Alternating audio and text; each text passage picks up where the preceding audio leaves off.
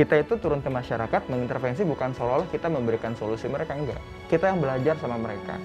Kita coba gali informasi lebih dalam, lalu nanti kita buat alternatif solusinya bersama-sama. Dan yang menarik, ini kami nggak bisa kerja sendiri. Ada satu konsep namanya quadrohelix ya. Gimana caranya akademisi, bisnis, government, community bisa saling bersimbiosis untuk bisa mengurangi social problem yang ada di masyarakat. Kalau kayak dibilang selamat pagi, adik-adik tepuk tangan satu kali, siap ya? Saya setuju. Jadi apa yang kita bisa, kita sudah berusaha untuk membagikan itu ke lingkungan. Meskipun dari hal-hal kecil ya, dengan harapannya bisa membawa dampak yang baik untuk lingkungan. Karena semakin kita mencoba terus-terus, siapa tahu semakin lama juga keahlian kita semakin bertambah dan kita juga lebih banyak yang bisa kita bagikan ke lingkungan. Sebenarnya ibu-ibu juga bisa untuk memperbudayakan sampah ini menjadi berkah.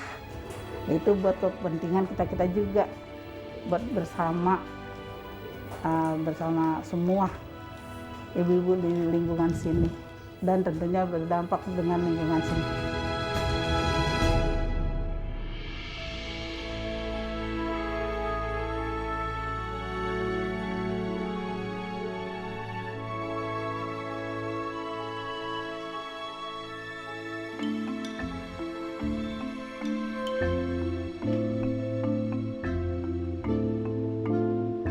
Jadi karena ada isu sampah itu banyak dan tidak hanya menjadi produk-produk yang bisa kita lihat, produk-produk dompet dan lain-lain tadi, kita juga bisa membuat produk-produk ini.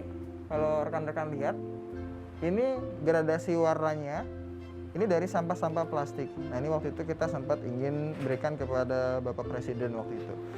Jadi ini penting untuk bisa saling sharing ya, sharing knowledge ya. Jadi saling cross selling nih, apa yang bisa dioptimalkan, kemampuan desain, kemampuan packaging. Nah, ini kemudian kita gerakan sama-sama.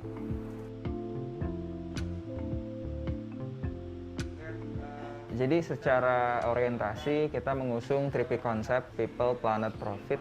Jadi gimana caranya orientasi kegiatan kita bisa mensupport kegiatan di lingkungan ya, dan juga turut berpartisipasi. Mungkin ada aspek pemberdayaan di situ, ada keterlibatan masyarakat, ada unsur people di situ, dan profit dijadikan resources. Jadi ketika profitnya sudah kemudian bisa banyak, bisa dikembalikan lagi untuk program-program yang bisa mensupport ekosistem di masyarakat. Dari produknya atau dari sisi tadi gimana cara pemberdayaan ibu-ibunya, kan kita ingin dari kegiatan ini bisa memberikan manfaat. Makanya ada beberapa program yang kemudian itu menyentuh sisi-sisi di masyarakat, nggak hanya lingkungan gitu. Bagi kami sampah punya arti ya. Sampah selalu akan mudah apabila ada harapan. Kita ingin dari kegiatan ini bisa memberikan manfaat. Makanya ada beberapa program yang kemudian itu menyentuh sisi-sisi di masyarakat, nggak hanya lingkungan gitu. Nah, nanti akan jadi seperti ini biasa kita ketika mengedukasi. Nah, ini kita buatkan beberapa videonya melalui fitur-fitur di YouTube, di sosial media. Dan kita juga bisa package ini ketika teman-teman mau, bisa akses ke kami, nanti bisa kami kirim. Jadi ini produk-produk yang bisa mereka atau adik-adik untuk pembelajaran motorik kan, ibu-ibu di rumah kan agak kesulitan ya ketika mengajar anak-anaknya untuk berinteraksi, karena tidak semua orang tua memiliki pemahaman di bidang pendampingan pendidikan. Nah, kita bisa dengan menggunakan virtual hari ini. Jadi paket ini bisa kami sajikan ke mereka, lalu dipandu langsung secara tutorialnya di YouTube channel yang sudah kami buat, gitu, seperti ini. Jadi kita mengkombinasikan antara produk dengan jasa ya, dengan servis. Yang paling penting adalah tidak membuat produknya, tapi mendapatkan pemahaman ya, mendapatkan edukasi yang baik tentang bagaimana sih cara mengolah limbah secara bijak. Nah ini ketika kita jual seperti ini mungkin harganya berapa? 5.000 ya, adik-adik bisa main ya. Tapi dalam konsep model bisnis ini bisa kami bagi juga, mungkin teman-teman sociopreneur yang ingin melakukan hal yang sama di daerah masing-masing, kita bisa membuat satu pembelajaran yang lebih unik lagi.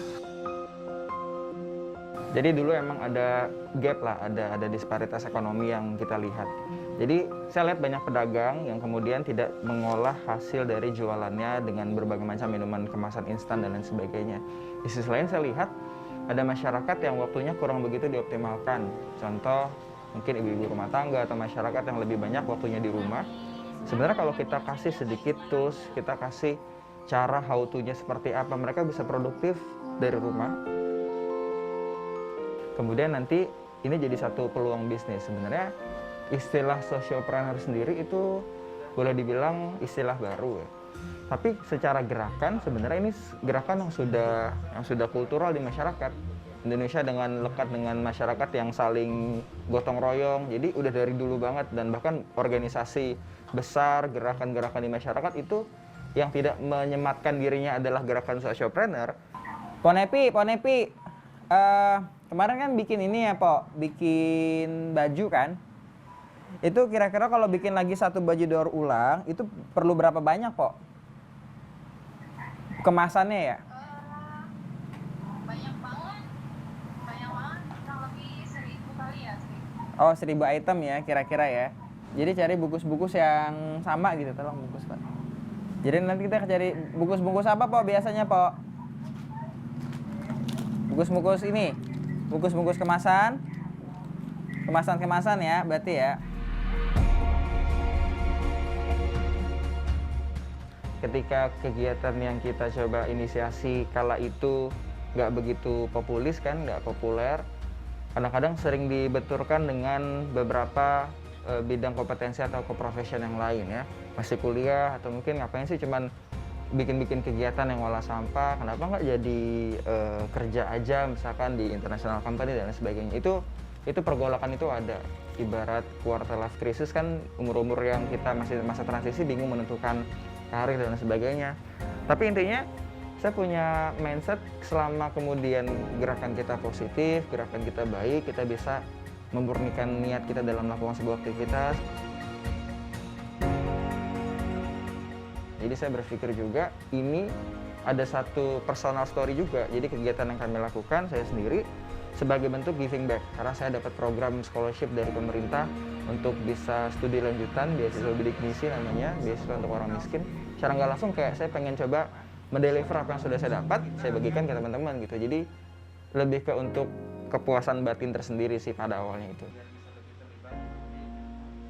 Jadi kita ingin menjadi satu wadah ekosistem komoditas bagi para pemuda khususnya, karena kita lihat kalau ngomongin masalah Indonesia ke depan, kita akan mendapatkan bonus demografi, lalu nanti akan ada Indonesia Emas 2045 di mana posisi kita nih teman-teman muda secara jumlah kuantitas kita lebih banyak, kita lebih dominan usia yang produktif ketimbang mereka-mereka yang non produktif.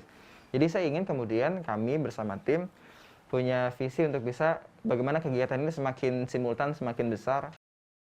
Karena saya lihat banyak anak-anak muda yang pengen berkontribusi, tapi mereka nggak tahu wadahnya gimana, nggak tahu caranya gimana, ketemu sama orang-orang yang sevisinya seperti apa. Nah, kemudian kita membuatkan wadah untuk bisa saling membuat kolam tadi. Jadi connecting the dot aja sih.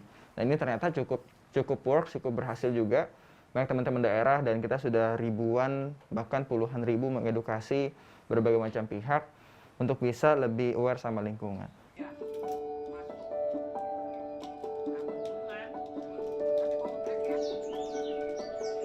Saya bergabung dari tahun 2014.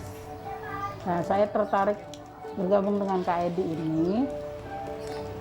Ya, daripada bungkus ini dibuang kan, jadi sampah, lebih baik kita bikin kerajinan tangan.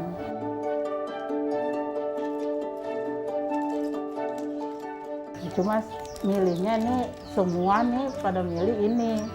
Ini kan nggak pakai modal katanya gitu, cuma dikasih sama orang-orang warung gitu. Nah udah gitu, terus ayo dah kita bangkit, ini kita lanjut gitu teman-teman semuanya. Ayo kita lanjut katanya gitu. Nah terus kita lanjut itu masing-masing sih rumah-rumah masing-masing pada bikin. Nah alhamdulillah saya juga banyak pesanan dari orang komplek, dari tetangga deket gitu, ada banyak pesan selain Kak Edi. Ya belum tahu sebenarnya mah dari tahun segitu mah saya belum tahu bahwa ini bisa menghasilkan uang kayak gitu, belum tahu. Jadi kita main buang-buang aja. Nah semenjak ini menghasilkan uang ya udah saya ke warung-warung saya pintain. Kalau bisa jangan dibuang ya Bu bungkusnya. Buat apa? Buat bungkus ini buat bikin dompet. Terus kata dia, nggak boleh dong dompetnya nih, boleh saya kasih. nggak beli, saya kasih. Kata gitu. Jadi tukeran. Assalamualaikum. Bu, saya mau minta bungkus kopinya. Ini pesanan kemarin, Bu. Ya. Kalau ada lagi jangan dibuang ya, Bu. Iya, terus Kumpulin ya. Iya, terus kumpulin. Iya. Nanti saya kemari lagi, Bu. Terima kasih. Assalamualaikum.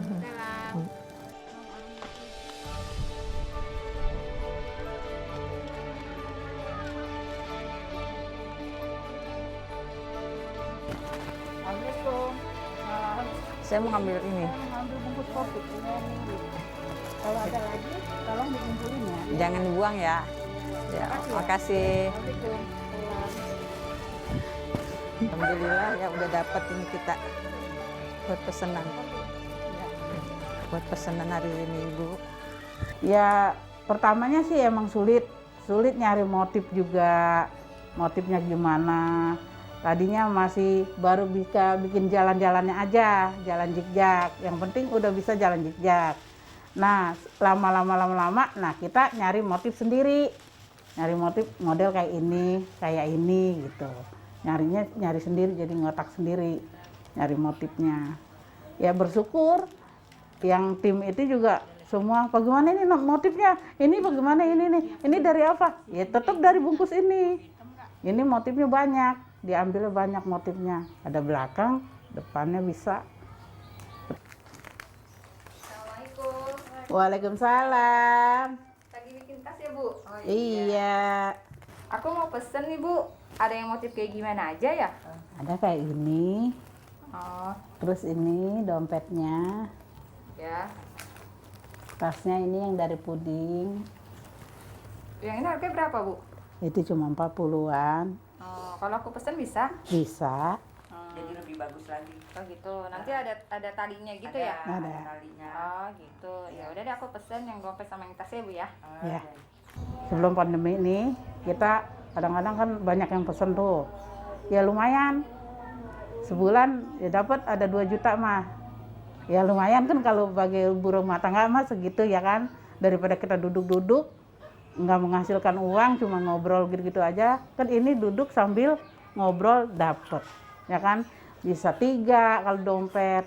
Kalau ini ya kalau nggak sambil ini paling setengahnya. Gitu sehari. Ini bisa 2 hari. Ya, lumayan. Pendapatan ya. Biar ada kesibukan kita. Walaupun ada pandemi kayak gini, jadi kita punya pemasukan lah walaupun sedikit. Yang menarik adalah aspek keberlanjutan atau sustainability itu sendiri sebenarnya harus menjadi satu visi yang besar. Harapannya ketika mungkin ada berbagai macam kendala, apalagi kondisi hari ini mungkin yang banyak menyentuh beberapa sektor, mungkin beberapa stakeholder yang tadinya kita bisa berkolaborasi, jadi ada banyak program yang ditunda. Itu kemudian men-trigger para kita sebutnya para ranger ya, para orang-orang aktivis lingkungan tadi untuk bisa lebih berpikir out of the box ya. Jadi kegiatan ini bisa berjalan ketika ada satu perputaran kan. Tadi ada perputaran green economy-nya. Terus kita juga concern di bidang ekonomi dan pendampingan secara human capital. Jadi ibu-ibu tidak hanya kemudian bisa menjadi saya sebutnya petaka pemberdayaan tenaga kreatif, tapi mereka juga bisa menjadi tenaga-tenaga yang memiliki kompetensi, skill untuk menjadi trainer, untuk menjadi pendamping, dan mereka bisa menumbuhkan pride mereka dan bisa lebih memiliki confidence ketika berinteraksi dengan masyarakat. Jadi itu memang menjadi faktor yang sangat krusial. Kami meyakini bahwa prinsip kolaborasi menjadi hal yang penting. Jadi kompetisi yang paling keren adalah kolaborasi. Jadi kita kemudian beberapa hal yang sudah kita lakukan, kita banyak bekerja sama dengan berbagai macam NGO yang concern di bidang lingkungan maupun concern di poin-poin SDGs. Dan kita juga termasuk membangun konektivitas. Kemarin kita mendapat untuk gejala kebersihan, kita kemarin mendapatkan the best social influencer untuk kategori lingkungan. Itu menarik, bagaimana yang tadi saya sampaikan, kita aja menganggap sampah itu punya meaning, kan sampah tadi apa? Selalu akan mudah apabila ada harapan sampah. Jadi kalau kita masih punya satu wish, harapan yang baik, punya inisiatif, saya rasa sih dengan segala keterbatasan, justru kita bisa rubah kondisi yang terbatas jadi menjadi satu daya inovasi, daya gedor untuk bisa menciptakan sesuatu.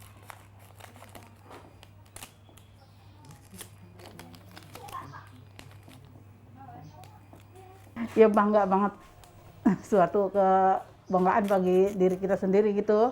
Kita bisa ngasih anak, bisa ngajarin anak UIN, anak mahasiswa gitu, bisa ngajarin ibu-ibu desa-desa sana gitu. Jadi tahu pengalaman kemana-mana, kita jadi tahu pengalaman. Menarik banget bagi orang sana, menarik banget. Bangga bener dia juga. Alhamdulillah katanya saya dapat kerjaan dari ini, jadi ini nggak dibuang sia-sia katanya. Tadinya katanya saya buang-buang aja, sekarang Bu jangan dibuang, ini bisa menghasilkan uang, kata gitu. Nah habis dari kebun seandainya dia habis tani apa gitu, nah duduk-duduk bikin ini bisa menghasilkan uang kan Bu gitu. Oh iya Bu, alhamdulillah dapat ilmu atau dia gitu. Ya kalau saya sendiri penting banget, karena ini juga kan buat tambah-tambahan dapur. Jadi bagi saya itu suatu ya kebanggaan bagi diri kita sendiri, pentingnya pada diri kita sendiri. Terserah yang lain mah, kita nggak tahu-tahu dah itu mah. Ya dia mau bikin, ya ntar Kak Edi tinggal ngambil, gitu aja. Tapi alhamdulillah sih, ya kadang-kadang sehari ya 2-3 mah ada aja kita jual gitu. Kalau udah jadi mah udah pada pengen aja.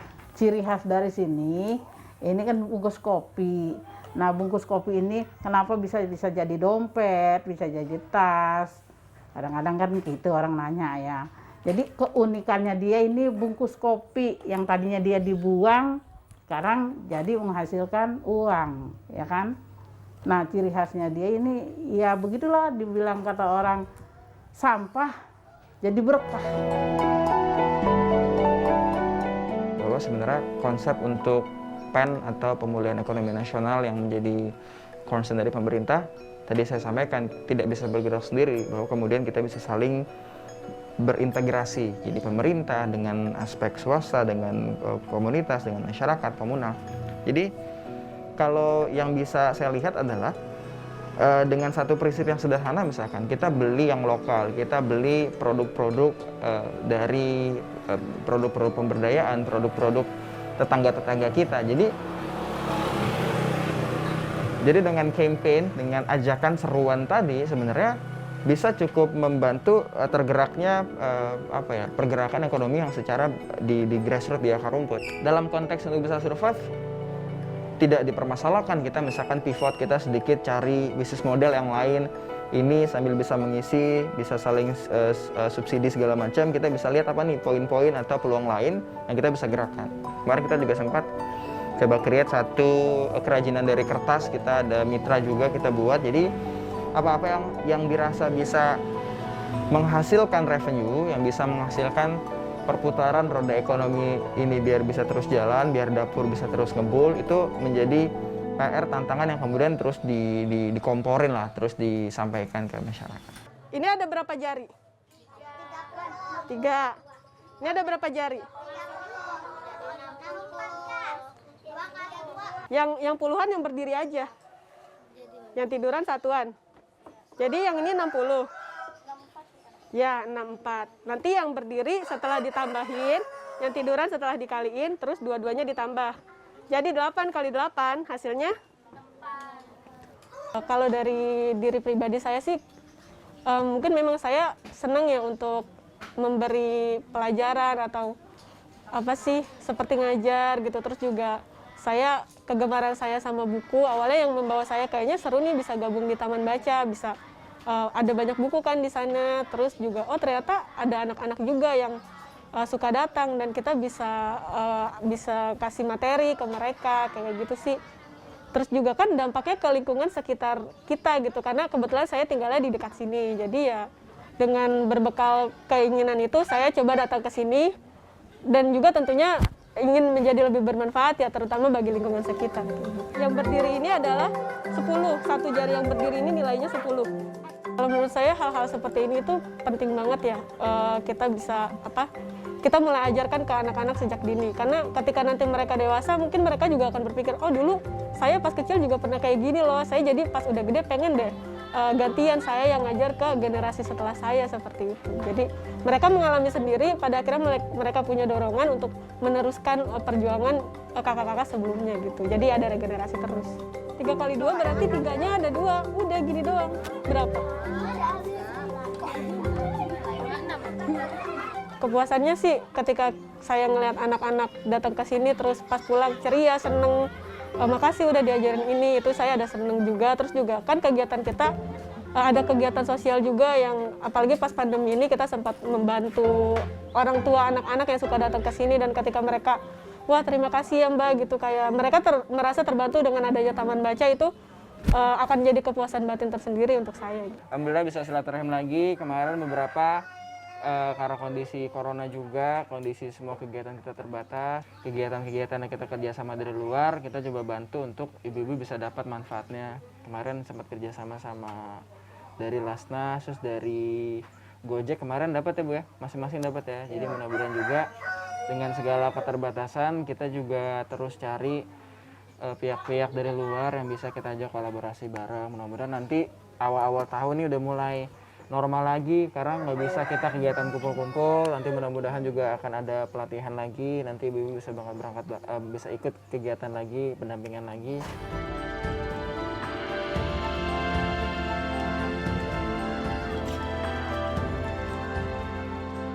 Memang tadi secara pendekatan kita inginnya satu masyarakat, satu entitas tuh merasakan manfaatnya, baik dari ekonomi, pendidikan. Jadi tidak hanya kemudian anak-anak dari ibu-ibu pemberdayaan membuat kerajinan ebi bag ya, tidak hanya mereka, tapi putra-putri dari masyarakat yang ada di sekitar pemukiman itu kita juga sangat persilahkan kok dilakukan demikian, agar men-trigger, memberikan satu informasi sedini mungkin, oh ini sampah plastik bisa diolah loh, bisa dipilah loh, bisa dibuat menjadi kriya loh. Jadi men-trigger adik-adik untuk bisa membawa. Kenapa nggak kita kasih gratis? Kita gratis juga nggak masalah, tapi tidak akan ada kesan dan tidak akan bisa memberikan aspek pendidikan yang berkelanjutan. Nah, yang ditekuk ini satu jari nilainya 1. Jadi kita di sini nggak cuma kasih pelajaran formal, karena kalau selalu pelajaran formal pasti mereka akan ada males ke sana, bosen, capek atau kayak gitu. Jadi kita kasih semacam ice breaking biar mereka bisa sambil bermain, tertawa juga bersama teman-teman yang lain. Jadi mereka kayak ada seneng, yuk main ke TBM, nanti kita bisa main bareng kakak-kakak di sini. Habis itu kita juga bisa diajarin seperti itu.